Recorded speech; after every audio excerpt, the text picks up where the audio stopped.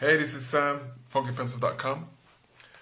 Coming back again with part 2 of the video tutorial on perspective drawing. And the last time I was on camera, I was talking about drawing this chair here in perspective, in single point perspective.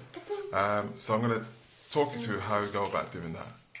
Now, when you're drawing an object or anything in particular in perspective, it's always a good idea to try and figure out what sort of shape it takes. This chair, for example, would sit quite nicely in a cube. And I'll just show you what I mean. If I just draw, move that out of the way for a second. If I draw a chair here, but I'll tell you what I'll do. I'll use a thick pen so you can actually see better. If I draw a chair here, same chair, pretty much, in perspective, you can actually fit that inside a box. If I show a box over here, just move that across the camera. That chair would fit in quite nicely inside that box. So when we come into draw, or learning to draw perspective, it's always a good idea to try and figure out what sort of shape it would fit into. So you start up by drawing a box, and then once you've drawn that, just gradually work a shape into it. So you can see here, the back of the chair fits on that plane of the box, the back plane of the box. The seat of the chair is sort of halfway at the middle, and then the base sits down at the bottom of the box. And that's exactly the same principle that I've used to draw this chair here. So the first thing I'm going to do is I'm going to set up a piece of paper and then draw the front face of the box, followed by the sides and the top. Now the only thing is, oh yeah, read that. How about this? Spinosaurus, done by Cameron.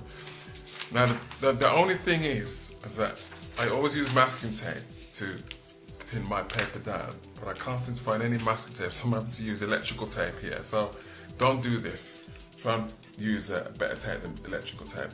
There's nothing else I've got at hand, so I'll be using that. What we're going to do is we're going to draw a box at first. It can be any size.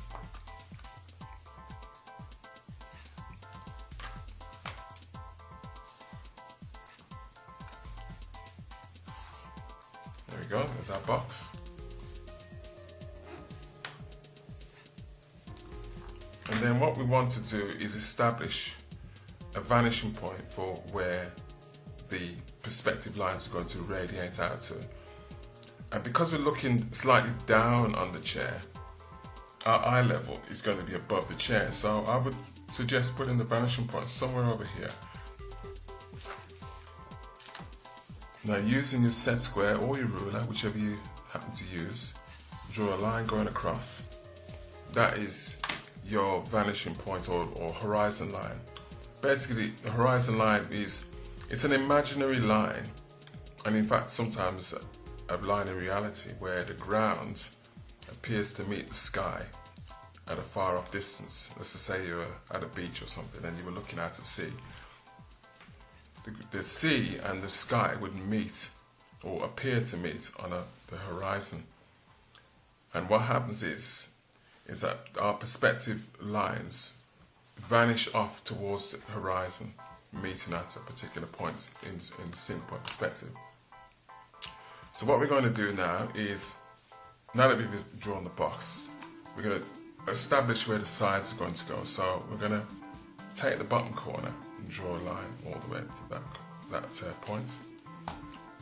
Take the top corner of the box and draw it back to the vanishing point. And then this corner here, take that corner and draw a line all the way to there. Okay, so the side is actually on that plane, the top is on this plane, and it will have an extent, the extent of the box roughly about here. Just kind of make it look, you know, reasonably realistic. Draw the top. Now we have that basic shape. The next thing you want to do now is, again, just like in the earlier example, that chair, it'll fit inside this box. So this is the shape that it's going to be constrained in. So the first thing to do is, let's establish where the seat height is. Let's just go midway. We'll put a slight angle on the seat. So we'll draw a line going back down this way.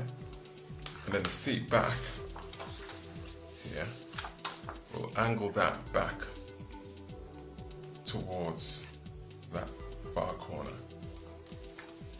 The seat base, and that's the seat back. And then we'll give it a little bit of thickness.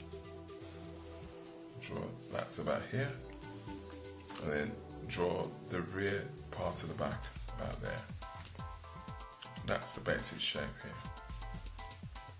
Okay. So now that we've done that, we take each corner and radiate it back to the vanishing point.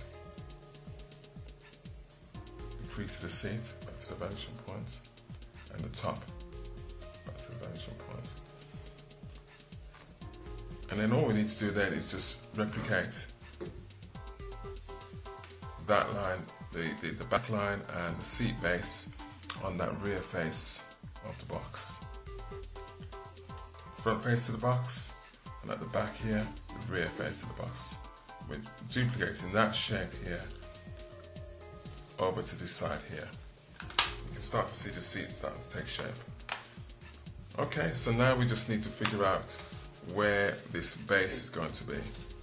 And I would suggest that you put it in the middle of the seat. So the way we do that is, if you imagine, if you were looking down flat on top of a box, and you were floating above it and you wanted to find the center, the easiest way to do it is to take a diagonal line and draw a line from each corner, and where they cross is the middle. Exactly the same principle is used here. If we were to draw the base of that box, put the perspective line there, and then join the corners together.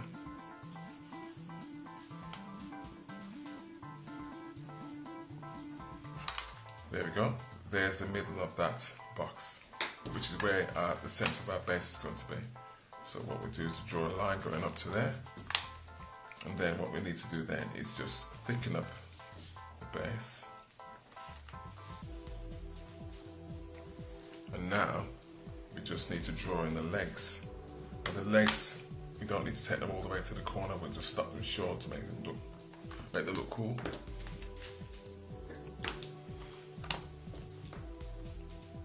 Pull them across to the base here, onto the spine rather. That's the two corner ones there.